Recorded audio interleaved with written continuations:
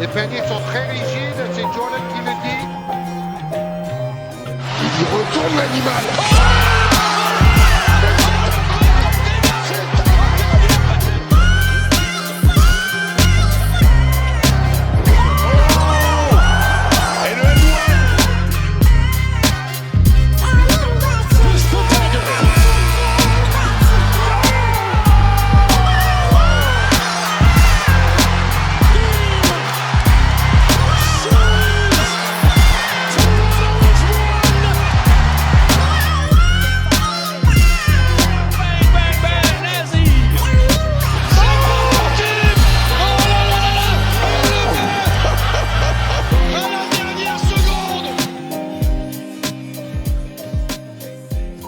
Bonjour à tous, très content de vous retrouver aujourd'hui pour une nouvelle vidéo et pour continuer notre guide NBA de la saison 2025-2026.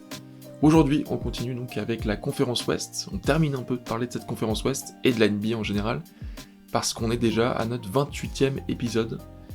Et il ne nous reste plus que 3 équipes, dont celle d'aujourd'hui, les Memphis Grizzlies. Et on va se demander où vont ces Grizzlies. C'est une question qui est totalement légitime parce qu'on est en mesure de se demander si ces Grizzlies ils vont être éliminés dès la fin de saison, ou s'ils vont aller au play-in, ou s'ils vont se qualifier directement en play-off. On n'en sait pas grand-chose, et moi autant que vous, je pense. Alors dans cette vidéo, on va se demander où est-ce qu'ils vont, mais d'abord, on va s'intéresser à leur histoire. Une histoire vraiment très récente, parce que c'est l'une des franchises, tout simplement, les plus récentes de NBA, née en 1995. On voit ici le président de la NBA de l'époque, sur ce terrain, donc avec l'ancien logo des Grizzlies, qui n'était pas à Memphis, donc, mais à Vancouver, et donc une franchise qui jouait à l'époque au Canada. Il y avait 2 franchises au Canada, avant que cette équipe migre à Memphis, et avant qu'elle recrute Pau Gasol. C'est pas elle qui l'a drafté, mais elle a récupéré le trade, je crois que c'était le soir même de la draft, des Hawks, et donc Pau Gasol, qui a fait partie des meilleurs joueurs de l'histoire de cette franchise, sans gagner un titre, sans faire spécialement des choses incroyables avec cette équipe en play-off. Et il y a eu ensuite son frère, donc Marc Gasol, les 2 Espagnols donc, avant la draft de cet homme. 2e de la draft 2019, juste après un certain Zion Williamson, et l'un des plus gros talents de l'histoire de la NBA, qui malheureusement a vécu des périodes un peu plus difficiles, dont la saison passée, qui était quand même pas si mauvaise que ça, même si ça a plutôt mal commencé. Des blessures, beaucoup de blessures. Et le départ aussi, en fin de saison du coup, de 2 gros talents de l'équipe, Desmond Bane qui était là depuis quelques saisons, beaucoup de saisons, et Marcus Smart qui était là depuis pas longtemps. Et maintenant ils sont plus dans cette équipe, et je pense que cette équipe elle a gâché plusieurs munitions, malheureusement. À cause de suspensions, à cause de blessures, à répétition. Et même si l'année dernière, franchement, c'était pas si mal que ça. 8e à l'Ouest, et franchement, c'est très très mal payé pour une équipe qui a 48 victoires, 34 défaites. C'est impressionnant à quel point on peut être bas à l'Ouest alors qu'on est à 48 victoires. Et franchement, je crois qu'ils étaient à 2 victoires du 3e. Donc c'est complètement fou. Bref, finalement ils ont été au play-in, ils ont réussi à se qualifier quand même pour les playoffs.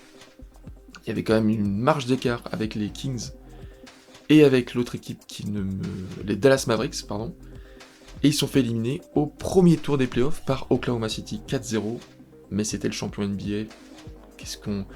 Peut-être que le 4-0 quand même, le sweep fait un peu mal, mais bon, c'est pas non plus déshonorant par le champion NBA. Et pour une équipe qui n'était pas non plus première, c'était les 8e quand même à l'Ouest.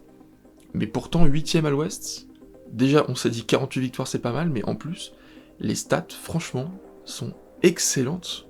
Vraiment excellentes. La pire stat, c'est le pourcentage à 3 points, 11e. Et c'est pas une mauvaise stat, franchement. Et sinon, ils sont top 5 dans 5 catégories statistiques. 2e attaque en termes de points par match, et vraiment pas très loin, à 0,2 points par match des Cavaliers, vraiment pas loin. 2e aussi en termes de tirs réussis, c'est plutôt logique, c'est de stats qui se valent un peu. 3e en termes de rebond offensif, quand on a Zach Edey dans l'équipe, ça aide aussi. 3e en termes de contre, 4e en termes de rebond défensif, ça c'est une bonne stat, et 8e aussi en termes de passes décisives, c'est une stat très importante, pour le coup ça montre à quel point un collectif sait jouer ensemble. Donc voilà, des stats impressionnantes pour une équipe qui finalement fait 8e à l'ouest, qui est éliminée au premier tour et sweepée. C'est vraiment dommage, et qui perd de très bons joueurs pour le coup. Et cette année, il y a eu quelques changements quand même, quelques arrivées remarquables. Déjà, il y a eu l'arrivée du coach l'an passé qui a remplacé donc Taylor Jenkins. C'était son assistant donc, Iizalo, je sais pas si ça se prononce comme ça, mais Tuoma Iizalo. Il y a eu évidemment, ils ont gardé évidemment quand même leur franchise player, Ja Morant, même si c'est un joueur un peu problématique parfois. C'est un super talent NBA, moi c'est un de mes joueurs préférés à avoir joué. Je suis un peu déçu de son comportement parfois, mais bon, bref. Ils ont gardé aussi pas mal de joueurs, franchement il y a beaucoup de joueurs qui restent. Quasiment le 5 majeur, je dis bien quasiment. Jaren Jackson Jr. aussi, c'est le meilleur lieutenant maintenant que Desmond Bane est parti. C'est le meilleur lieutenant de Ja Morant, et il a aussi tenu l'équipe tout seul pendant très longtemps. C'est ce que je disais de Bane aussi dans la vidéo sur le Magic.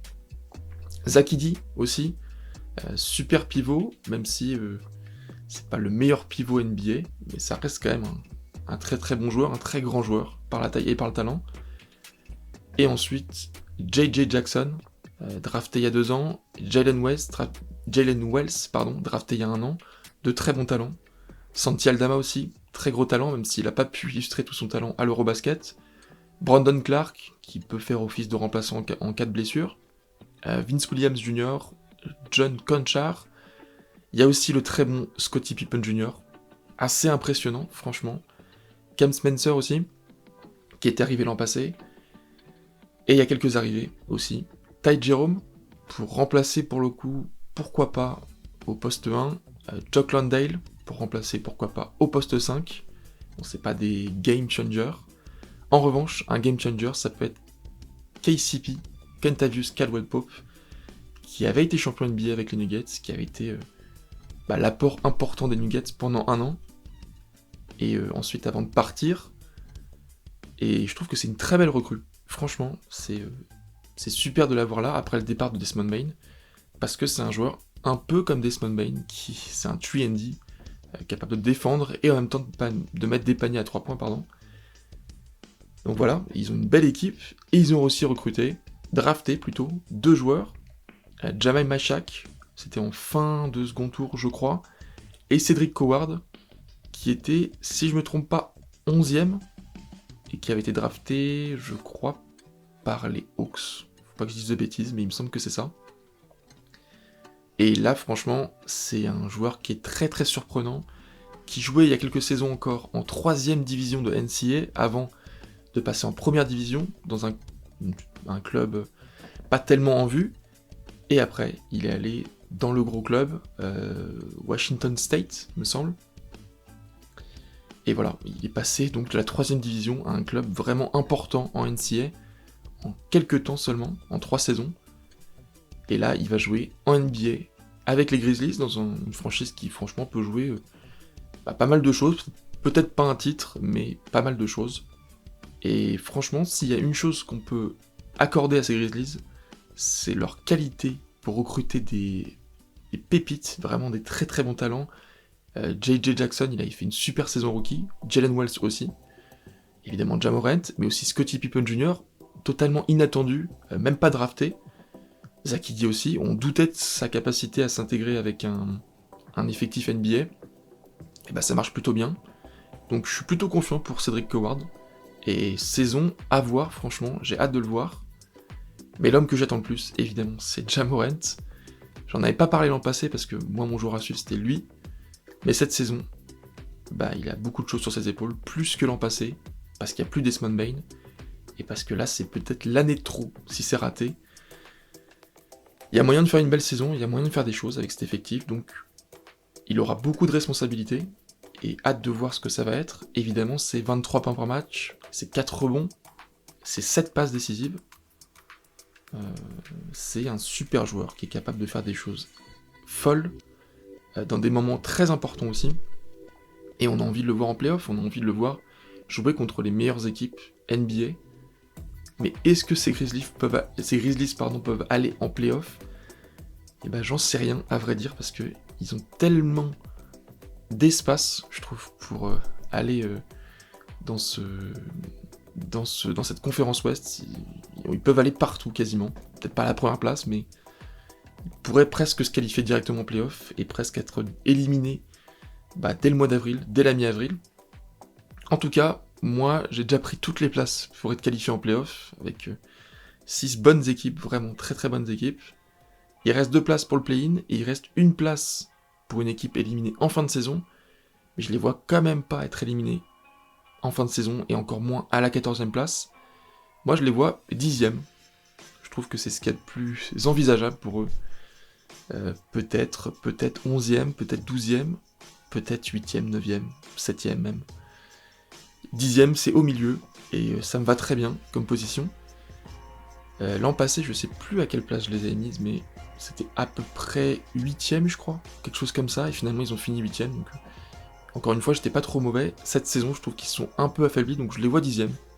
Voilà, c'est mon avis, dites-moi ce que vous en pensez en commentaire, n'hésitez pas à me faire part de tous vos commentaires, qu'ils soient bons ou mauvais, donc c'est avec bienveillance, tant que c'est dit avec bienveillance. Et donc on se retrouve prochainement pour deux nouvelles vidéos pour terminer ce guide NBA. Et d'ici là, moi je vous dis à très vite.